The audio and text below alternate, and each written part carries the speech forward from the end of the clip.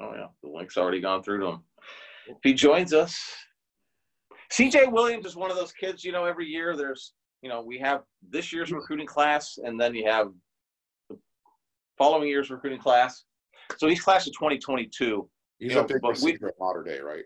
Yes, he's Mater Dei wide receiver. Big receiver. He's not. You wouldn't consider him a small guy. No, he's not a small guy. He's not a big guy, but we first saw CJ, when Brew, and it was, he was like one time, they had Cody Epps and Brew and CJ Parks, and had Nico Remigio and all that kind of stuff, and those guys all kind of left within a 2-year stretch, and then you had CJ Williams was kind of the main guy returning last year for them. They added Christian Dixon to the team, and they got the other Hudson, and they got Kyron Hudson, who also he's a year older than CJ, but he was also kind of learning how to play receiver a year ago, 2 years ago especially. So you have this exceptionally talented kid. So a lot of times when you're talking about must keep kids in Southern California, you got T-Mac from Servite, and you've got CJ Williams you got the Malik Murphys from those kind of guys. So hopefully he says he's got time to talk. I sent him a link. If he doesn't get back to us in a pretty quickly here, we'll schedule him. There you go. Something like that. But Mater Dei's got a couple of quarterbacks too. It's going to be interesting because you went from JT Daniels to Bryce Young, and now what? They were known commodities. So, CJ Williams, Trader, my favorite Mater Dei football player. I said that. You said that to the same one that was on right before you, by the way. Right. Yeah. We kiss ass here. I'm Blake. CJ. Nice to meet you, man. CJ, my name's Mark. It's a pleasure. Nice to meet you, Mr. Mark. Thanks. All right, CJ. So we're doing the show every night, and we've had 2021 kids on USC's recruiting, and you're one of the top guys for the class of 2022. And you've been kind of recruited by USC for a while. They can't come at you hard and all that kind of stuff, but you spend a lot of time. You probably spend as much time on that campus, or at least at games, as anybody I know. Yeah, spent. So you've been recruited by them in previous years, and you're seeing what's going on right now. Are you, as a 2022 prospect, seeing anything different from USC in their approach to recruiting right now, and the quality of the coaching staff that they have? Yeah, so most definitely bringing in Coach D, you see a big change in momentum as far as their recruiting, and being that it's like an off period, and a lot of coaches aren't allowed to leave campus and stuff like that. They're at home. You see a lot of schools picking up the recruiting for sure. So I see USC as far as their 2021 class. I see a big jump in their recruiting. As far as even all of them, and I'm able to speak to them over cell phone, I still see that big jump in recruiting. So I do. Okay. So a lot of what goes on with recruiting too is you guys need to have confidence in the coaching staff. You have to be kind of inspired by them. You have to feel like you're going to get developed by them. So there has to be a sense of confidence. You want to feel they're not lying to you and so on.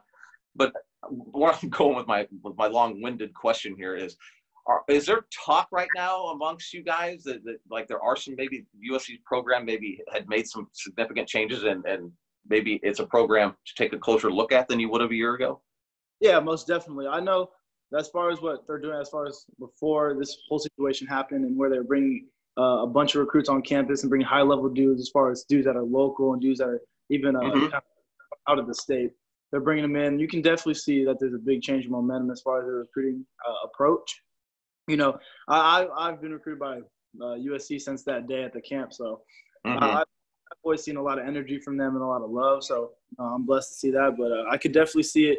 You can see it in the new commits that they're getting. They're getting an abundance of 4-star commits in this 2021 class. So just off of just that, you can see that there's a big change in what they're doing over there. All right, you're a top local kid, and oftentimes the feedback I get is, you guys don't really aren't looking to go out of state necessarily or leave Southern California, but that's just been the best option. What is it about USC that interests you guys in the first place? Is it just because it's close, or is there more going on there besides that? I would definitely say being close to home is a big thing for sure, but also the aspect of there's history to the school.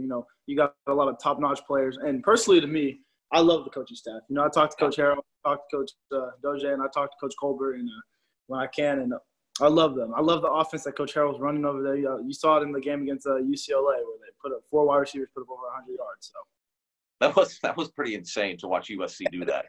You never see that. So just the fact that they have those stats and stuff like that, and even some of my dudes like Brew McCoy and Kyle Ford over there, I love recruits, and they're getting bigger and they're getting stronger, they're getting better, and they're just telling me when they can.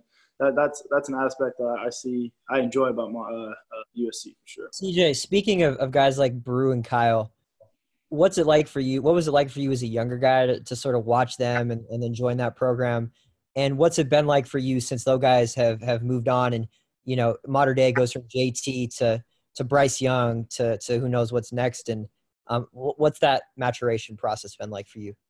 Yeah, so going through 8th grade, when you're figuring out a high school, you shadow people at other high schools. So I was fortunate enough to shadow Amara. I shadowed Brew once, Amara once, and then I shadowed Kyle Ford at Olu.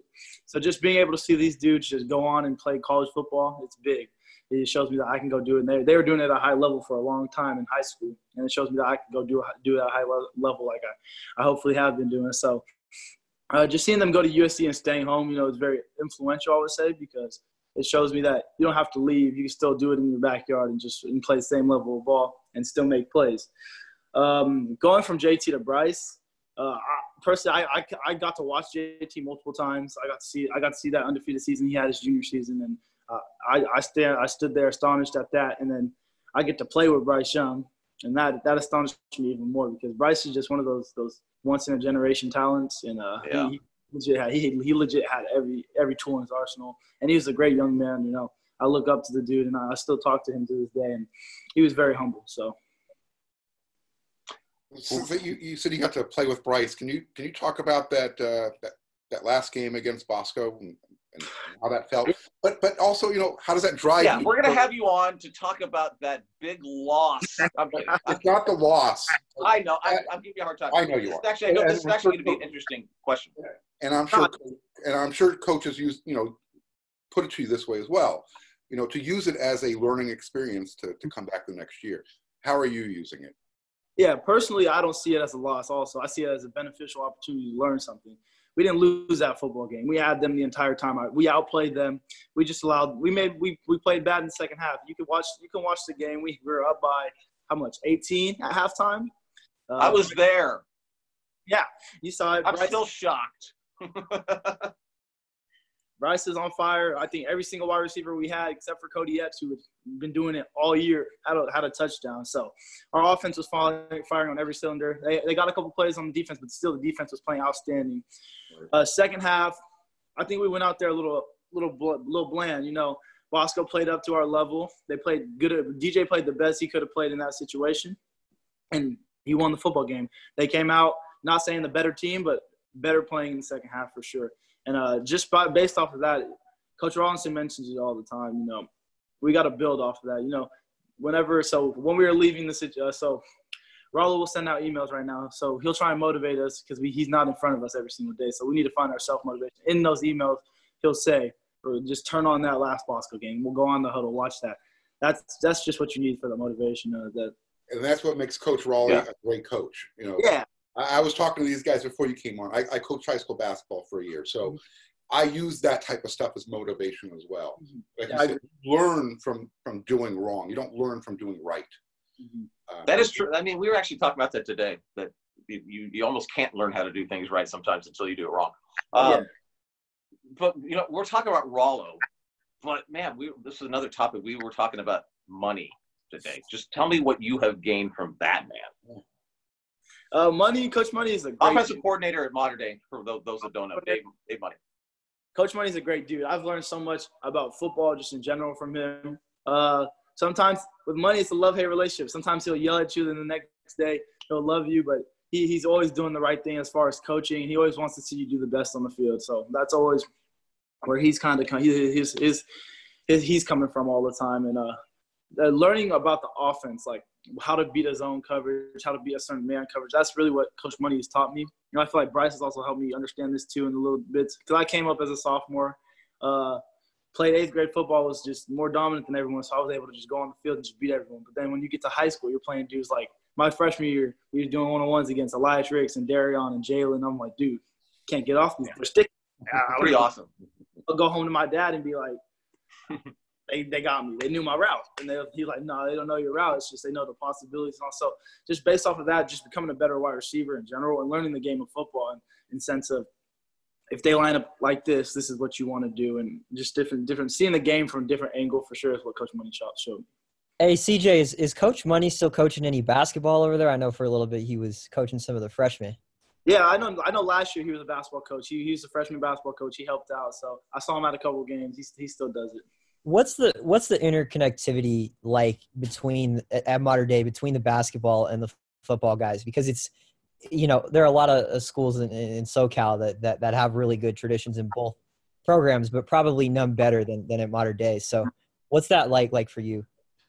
For me, I just know that the basketball roots us on, we root them on. They're a winning program, we're a winning program. We want to see them do the best they can, and we both have a chip on our shoulder now coming into next season, because they lost to Sarah Canyon, a very good basketball team. We lost to Bosco, a very good football team. So we just want to motivate each other. That should motivate each other. And then whenever we pass by each other in school, we're cool. We make sure that we're on each other about our grades and stuff like that. But as far as basketball and football, we have a good connection for sure. Just being that we're both winning programs, and even other sports. Girls basketball is a very winning program. They won CIF, and volleyball, they won it last year. So I feel like all our the sports aspect of modern day is a very good community for sure. Are you getting together? Are you doing any workouts during the week? Are you getting out, throwing the ball around, doing anything with anybody?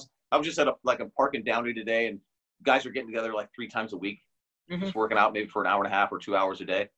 Yeah, so I still get my regular workouts in. I have a bench in my house, so I'm still hitting my lifts, and then I have a gym down the street that's open, and I still hit that. Oh, all right. 2 guys in there at a time, so it's not a big amount of people. But when I need to throw or anything like that, sometimes I'll throw with quarterbacks from other high schools. Like I was over there at the Lake Forest Sports Park with Peter Costelli, the Mission Hill quarterback, the other day. Oh yeah, okay. I threw with Bryce Young. I threw with Bryce. He's back. I threw with Bryce over, I want to say last Sunday. We threw with Coach Taylor, and we had a couple other dudes there. So football, so I'll still be able to go out there and play catch my dad and my little brother. Yeah. Okay, so another question I had that's going to revolve around Bryce Young is Premium Sports LA. And this is another topic today. I'm with 7-on-7 coach from Premier. It's a new pro. It's not premium or, it's known as you guys, but 7-on-7 gets a lot of crap. Like there's no value, and it's just T-shirts and, tights, whatever you want to call it. But if there was no value, why would college programs have 7-on-7 sessions at every one of their practices? But so what are you getting? Okay, you don't need any help recruiting. I mean, no. And you're really, it's not a whole lot of coaching going on in 7-on-7. It's not like you're being developed. You go train with other people, but there's this bond that you guys will take with you for the rest of your life. Most definitely. What is it? As far as 7-on-7, it's a love-hate relationship for me. Sometimes I enjoy 7-on, sometimes it gets out of hand, like punting the ball and stuff like that. I feel like you can just talk smack or something like that. You don't need to punt their ball. Just play football. Show them that you're the best player out there. So, but 7-on-7 taught me so much, and just as far as a wide receiver, just being a DB, and then I get to travel the country and play against the best DBs, and sometimes I wouldn't be able to do during the season because they're spread out. So I get to see some of the best DBs on the best teams, and then I also get to play with quarterbacks and other receivers around me and other defensive players from my area, like Malik Murphy and AJ Duff. I can see two guys in my class that I could even end up going to college with, and that's pretty cool. So, and just the connection we have with Premium. Coach Fig treats us like family. Coach Matt treats us like family. Can't really beat that. They help us as far as recruiting and developing as young men. They want to see us succeed. Yeah. Did you put any research into choosing a 7-on-7 team? So actually, I grew up. My first year playing 7-on-7 was right out of 8th grade, my freshman year, and I played for this team down here. I played for OC Elite, and it was based out of Stars facility, which Coach Frog is at now. And so I I played with them, them. and I went to Coach Fig. So I went to a premium event with Coach Fig, and I did my thing there. And Coach Fig was like, "Come play for our 7-on-7 team." I was like, "I can't. I got to stay loyal to OC Elite. I've been playing with them. They kind of got me into 7-on-7." And he's like, "Okay." And then OC Elite disbanded, and Coach Fig called my dad immediately. He's like, "CJ can come play for premium right now." And I was like, "Okay, I'm there." So my first tournament was up in Northern California, and I played. That was my first time playing with both Malik and AJ. And no, actually my second time playing with Malik, and then my first time playing with AJ. And we just had a fun tournament. We won the tournament, so I was like, all right, I'm with premium the following year. So this year I've been with premium. You know, you played with great quarterbacks. I mean, good Lord, you played with two of the all-time great quarterbacks on the West Coast in high school, which is pretty amazing. But you talk about Malik Murphy. What makes him part of that conversation among great quarterbacks that we've had here? Because I think he is too. I think so. So Malik, some people some people say Malik's not good at this, Malik's not good at that. I think Malik is good at everything. He just excels at some areas way better. So it's hard to deviate the differences. Like Malik can throw the heck out the ball. You know, we all saw at the Clarkson camp last year. I was there. He threw it about 74 yards or something like that. Yeah. Man, that's crazy. So any deep ball, I know it's getting there. It's either getting overthrown. It's never getting underthrown. It's either on target, it's overthrown. So that's something I think Malik does really well. Malik sees the field really well also. And he's not making bad mistakes or anything like that. Sometimes he'll make a mistake because everyone does, but he's not making horrible mistakes to where it's going to cost us the game. He'll make a mistake, and then he'll come back and throw a touchdown the next play. He'll learn from that. And I feel like that's one of the best kids out there too, isn't he? Yeah. Oh, great as a person. His family's great. His mom, love her. She's a team mom for our premium team. So I have nothing to say about the Murphy family because no doubt. If I'm able to play with Malik in college, that would be so beneficial for sure. Yes. Malik, anyone. All right, last question for me. You're a 2022 kid, but are there coaching staffs you're talking to on a regular basis already? Yeah, there is for sure. So the way so I'll talk to them the first time and they'll be like, yeah, just give me a call every other day or something. I'm like, okay. So I'll give them a call and maybe we'll FaceTime or something like that, some cool situation. But yeah, I'm definitely talking to some schools. There's some schools that recruit me harder than others, but every school that I've been offered by I've heard from. So that's what I really find beneficial about it. And I think it's great. You know, all these schools are showing me love for sure. As they should. Yes, sir. Thank you. If I was recruiting you, you'd be committed already. I always say that to every one of you guys, though. I feel it. All right. Hey, dude, thank you so much for coming on. I'm just bummed out we don't get to see you all during the spring because you guys actually missed out on a lot of stuff that you were really looking forward to in this past month, right? Yep, the Battle of Beach tournaments and all the stuff like that and the showcase. And, it's just an unfortunate situation, but it'll get better for sure. And then I have my senior season, so I'm still looking forward to all that. All right, man. Hey,